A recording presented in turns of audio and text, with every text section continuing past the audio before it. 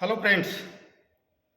अभी भारत के माननीय उच्चतम न्यायालय के द्वारा एक निर्णय दिया गया है जिससे हमारे वो स्टूडेंट्स जो एलएलबी कर रहे हैं या इसी साल किया है और जो लंबे समय से जुडिशरी की परीक्षाओं की तैयारी कर रहे थे, वो बड़े असमंजस में है कि ये जो माननीय उच्चतम न्यायालय के द्वारा chief justice of India honourable B R Gavai की पीठ वाली एक बेंच ने जो जजमेंट दिया है कि न्यायिक सेवा परीक्षाओं में बैठने के लिए 3 वर्ष का वकालत का अनुभव होना आवश्यक है।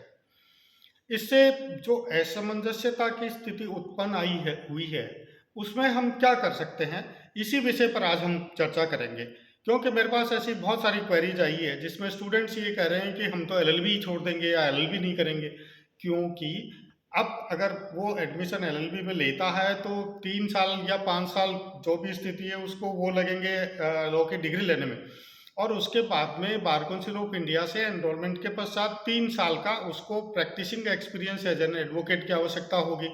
तो इट मीन्स कि जो 5 ईयर लॉ का स्टूडेंट्स है उसको मजिस्ट्रेट बनने के लिए 8 साल लगेंगे, और जो 3 ईयर का एक्सपीरियंस है उसको 6 साल लगेंगे। तो एक लंबी अवधि हो जाएगी उन लोगों के लिए, वो असमंजस में भी है। तो उन स्टूडेंट्स के लिए हम बात करेंगे। हालांकि ऐसे स्टूडेंट्स जो एलएलबी करके जिनको 3 साल हो गए हैं और जो तैयारी में लगे हुए हैं जुडिशरी के, उन लोगों को बड़ा फायदा हुआ उससे। और जो जुडिशरी के उच्च प्रतिष्ठित लोग हैं उनका ये मानना भी है कि जुडिशरी में अगर अनुभवी लोग आएंगे तो जस्टिस जो है वो सुगम होगा, स्पीडी होगा, और अनुभवी लोगों के द्वारा दिए जाने वाला जजमेंट जो है वो लोगों के लिए सुविधाजनक भी होगा। तो बहुत सारी चीज़ें निकल के आती है। बट आज के वीडियो में हम ये बात करेंगे कि जो स्टूडेंट्स एलएलबी कर रहे हैं वो हताश ना हो। मेरा आज का ये वीडियो बनाने का बेसिक ऑब्जेक्ट भी यही है कि हमारे वो स्टूडेंट्स जो एलएलबी कर रहे हैं या इसी साल फाइनल ईयर में है, आने वाली आरजेएस या अदर स्टेट्स की जुडिशियल परीक्षाओं में वो नहीं बैठ पाएंगे तो वो क्या करेंगे। तो दोस्तों, मैं आपको बता दूं कि RJS is not a single option for law graduates. ऐसा कुछ भी नहीं है। और आप देखेंगे कि जैसे 44 वैकेंसीज आई है राजस्थान में, 45,000 के लगभग एप्लीकेशन आएगी, उसमें बनेंगे तो 44 ही, सारे तो नहीं बनेंगे। दूसरा ये है कि अगर आपने टारगेट ही बना रखा है तो फिर 3 साल कोई बहुत बड़ी लंबी अवधि नहीं है एलएलबी करने के बाद। हाँ, यहाँ एक ऑप्शन और मैं आपको बता देना चाहूँगा कि जो ही आपकी एलएलबी कंप्लीट हो, आप अपना एडमिशन जो है वो एलएलएम में ले लें। और एक दूसरा, यानी दोनों हाथों में लड्डू वाली बात हो जाएगी कि आप एलएलएम करके, नेट करके एकेडमिक्स में जा सकते हैं, असिस्टेंट प्रोफेसर बन सकते हैं, या इस दौरान आपकी लॉ के साथ साथ एलएलएम के साथ साथ आरजेएस की भी तैयारी चलती रहेगी। बहुत सारे विषय एलएलएम के भी वही हैं जो आरजेएस में भी काम आते हैं। तो हमें ऐसी स्थिति में कोई हिंदी, हिस्ट्री, फिजिक्स, केमिस्ट्री तो पढ़नी नहीं है, एलएलएम में भी हम लॉ ही पढ़ेंगे, तो आरजेएस की तैयारी भी साथ ही चलती रहेगी। तो एक बहुत बड़ा ऑप्शन तो ये है कि आपका वो 3 साल कैसे निकले आप लोगों को पता ही नहीं चलेंगे, अगर आपने फिक्स ही कर रखा है टारगेट ही कि आपको जुडिशरी में ही जाना है। तो 3 साल की समयावधि बहुत लंबी नहीं है।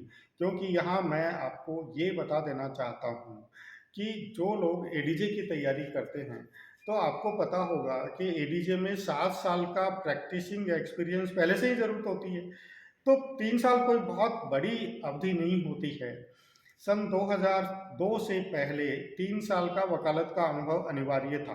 बाद में सुप्रीम कोर्ट ने हटाया था। अभी सुप्रीम कोर्ट ने वापस लगाया है। हो सकता है कुछ इस प्रकार की परिस्थितियां भी मौजूद हो कि सरकार इस बात पे विचार करे कि क्या इसको लागू किया जाना चाहिए या नहीं किया जाना चाहिए। तो एक ऑप्शन आपके पास वो भी है। इसलिए आपको कतई हताश होने की आवश्यकता नहीं है। आपको अगर जुडिशरी में जाना है तो जुडिशरी की तैयारी करते रहें, और अगर जुडिशरी में जब तक आप तैयारी करें तब तक दूसरे कौन कौन से आपके पास ऑप्शन है वो मैं आपको बता देना चाहता हूँ। देखिए, आजकल एलपीजी का ज़माना है, लिबरलाइजेशन, प्राइवेटाइजेशन और ग्लोबलाइजेशन का। दुनिया भर की मल्टीनेशनल कंपनीज खुली हुई है।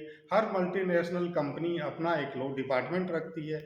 उस हर डिपार्टमेंट में legal experts, GM legal, AGM legal, law officer, दुनिया भर की वैकेंसीज आ रही है। मैं आपको बता दूं, बहुत अच्छे अच्छे पैकेजेस अब हमारे लॉ ग्रेजुएट्स को मिल रहे हैं मल्टीनेशनल कंपनीज में। इसके अतिरिक्त आप बैंकिंग सेक्टर में लॉ अफसर के रूप में जा सकते हैं, आप इंश्योरेंस सेक्टर में लॉ अफसर के रूप में जा सकते हैं। अभी जो नई चीज़ें हमारे सामने आई है, जैसे साइबर लॉज है, साइबर सिक्योरिटी है, एक नई चीज़ आई है, दुनिया भर के लीगल एक्सपर्ट्स और प्रोफेशनल्स की ज़रूरत पड़ेगी। आप उसमें अपना करियर बना सकते हैं। इसके अतिरिक्त इंटेलेक्चुअल प्रॉपर्टी राइट्स में आप पेटेंट अटॉर्नी बन सकते हैं। घर पे बैठ के लाखों कमा सकते हो आप लॉ करने के बाद, कि पेटेंट अटॉर्नी बन गए, लोगों को पेटेंट करवा रहे हो आप, डिज़ाइन रजिस्टर आप करवा रहे हो, कॉपीराइट का रजिस्ट्रेशन आप करवा रहे हो। तो ये बहुत सारे स्कोप्स हैं। इसके अतिरिक्त भी आप अगर अभी-अभी हमने देखा कि भारत और पाकिस्तान का पे जो है वो ऑपरेशन सिंदूर भारत के द्वारा किया गया। मिलिट्री में जाने वाले लोगों के लिए लॉ ग्रेजुएशन करने के पश्चात शानदार अवसर है जज एडवोकेट जनरल जैक के रूप में। उसमें आप एक अपना लॉ करने के बाद बहुत शानदार करियर बना बना सकते हो। इसके अतिरिक्त अगर आपको जुडिशरी में ही जाना है और वही तैयारी करनी है, तो हम देखते हैं कि जूनियर लीगल ऑफिसर की वैकेंसीज आती है, आप उसके लिए तैयारी करें। एपीओ असिस्टेंट प्रोसिक्यूशन ऑफिसर यानी सहायक अभियोजन अधिकारी की वैकेंसीज आती है, उसके लिए आप तैयारी कर सकते हो। दूसरे जो और नए फील्ड्स हमारे सामने निकल कर के आ रहे हैं, जैसे एक तो स्टार्टिंग में मैंने आपको बताया था कि एलएलएम करके आप असिस्टेंट प्रोफेसर बन सकते हो, है ना? इसके अतिरिक्त अच्छा, दूसरा जो सबसे बड़ा ऑप्शन है आपके सामने, वो मैं आपको बता देना चाहता हूँ कि वकालत का व्यवसाय आज की तारीख में एक बहुत बड़ा नोबल प्रोफेशन है, और अगर आप इसमें एडजस्ट हो जाते हो तो इससे बढ़िया कुछ हो ही नहीं सकता। आप देखते होंगे कि वकील भी लाखों रुपए की फीस लेते हैं।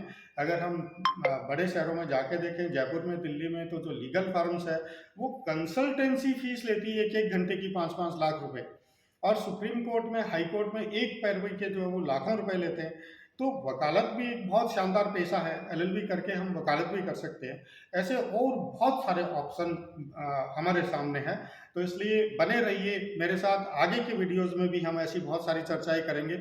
अगर आपने इस चैनल को सब्सक्राइब नहीं किया तो सब्सक्राइब करें, इसको लाइक करें, शेयर करें। आगे कंटिन्यू हम इस प्रकार के वीडियोज़ बनाएँगे जिसमें लीगल सेक्टर में आप कैसे अपना बेस्ट करियर बना सकते हो और कौन-कौन सी वैकेंसीज़ आगे आने वाली है। Thank you so much.